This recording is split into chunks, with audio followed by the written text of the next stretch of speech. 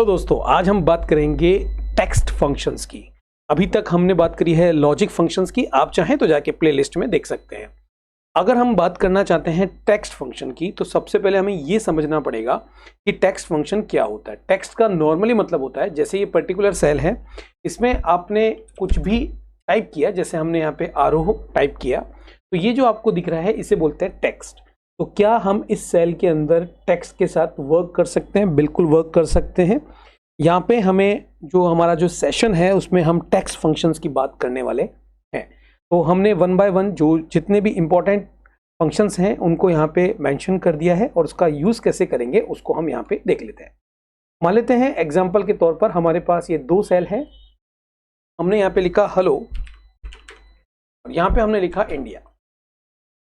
अब हम चाहते हैं कि हमारी ये जो अलग अलग सेल है, इस दोनों सेलों में जो लिखा हुआ है वो यहाँ पे ऐड ऑन हो जाए।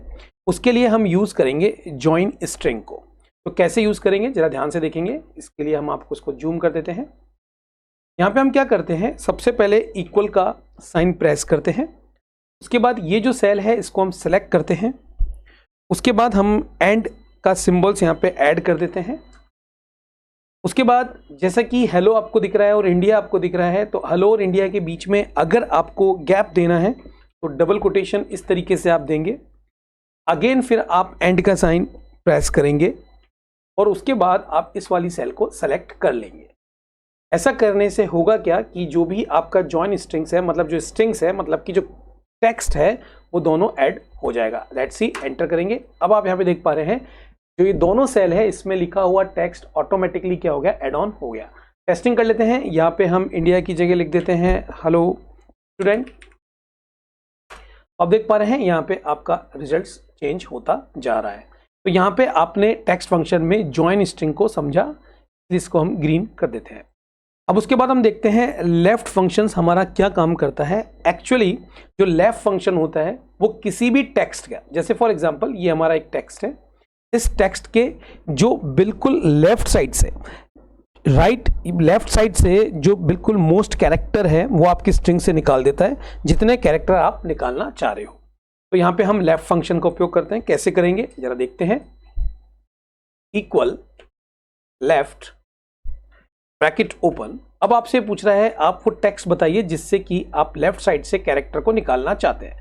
हमने यहाँ पे ये वाली जो सेल है इसको सेलेक्ट कर दिया और हम बोल रहे हैं कि यहाँ से 3 कैरेक्टर्स आप लेफ्ट साइड से निकाल दीजिए। तो आप अगर मैनुअल देखेंगे तो आपके लेफ्ट साइड में AAR जो है वो आपके पास आंसर में आ जाना चाहिए। तो आप देखेंगे AAR आपके आंसर में आ चुका है। तो इस तरीके से आप लेफ्ट फंक्शन जो है वो किसी भी स्ट्रिंग पे अप्लाई कर सकते हैं। राइट फंक्शन यूज़ करते हैं। यहाँ पे हम राइट टाइप करते हैं, टेक्स्ट फंक्शन लेते हैं और यहाँ से हम चाहते हैं कि 3 कैरेक्टर हमारे पास निकल जाएं। तो आप देख पा रहे हैं यहाँ पे इस टेक्स्ट में से 3 कैरेक्टर आपके सामने आ चुके हैं। तो इस तरीके से आप राइट फंक्शन का उपयोग कर सकते हैं। यहाँ के लिए हम इसको डिलीट कर देते हैं और उसके बाद हम यूज़ करते हैं मिड फंक्शंस को। तो मिड फंक्शन हम कैसे यूज़ में लेंगे उसके बारे में बताते हैं।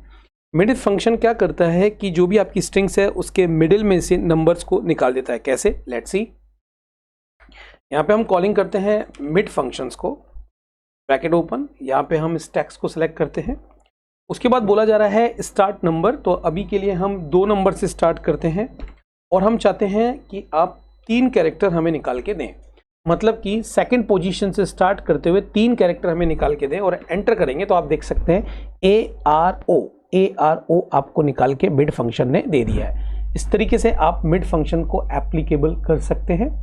उसके बाद आता है लेन फंक्शन। लेन फंक्शंस क्या करता है, किसी भी टेक्स्ट की लेंथ को फाइंड करने के काम में आता है। तो लेन पे जाएंगे और यहाँ से टेक्स्ट को सेलेक्ट करेंगे, ब्रैकेट करेंगे क्लोज्ड और आप देखेंगे यहाँ पे आपको लेन इसकी बता दी गई है कितनी लेंथ है। तरीके से आप लेंथ फंक्शन को फाइंड आउट कर सकते हैं। उसके बाद ऑप्शन आता है फाइंड का, कि हम फाइंड में किस तरीके से वर्क कर सकते हैं उसको देख लेते हैं। हमने यहाँ पे एक टेक्स्ट लिख देते हैं हेलो राम। अब हम चाहते हैं कि यहाँ पे जो राम है वो चेंज हो जाए, शाम में आ जाए।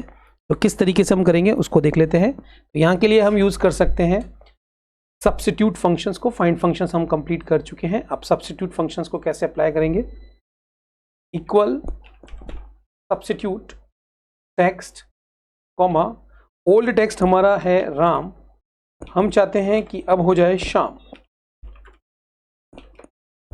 आप देख पा रहे हैं यहाँ पे इसने ऑटोमेटिकली यहाँ पे चेंज कर दिया है। तो ये सब्स्टिट्यूट फंक्शन भी आपने समझ लिया। इसके बाद हम चलते हैं ट्रिम फंक्शन, बहुत ही अच्छा फंक्शन है।